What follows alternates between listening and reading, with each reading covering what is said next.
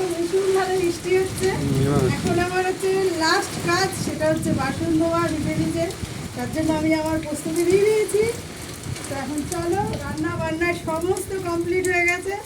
এবার আমি বাসনটা ধুয়ে নিই। জলও ভরা হয়ে গেছে। তো তোমরা দেখতেই পাচ্ছ, তোমরা সঙ্গে থাকো বন্ধুরা। এই গরিব মানুষকে বড় লোক করে দাও, বিশাল বড় লোক করে দাও, তাহলে আমাকে ভিজে ভিজে আর কাজ করতে হবে না। তোমরা শুধু পাশে থাকো, পাশে থেকে সাপোর্ট করো, ব্যাস তাহলেই যথেষ্ট। দেখো ফটাফট বাসনগুলো ধোবো। বাসনগুলো তো ধুতেই হবে।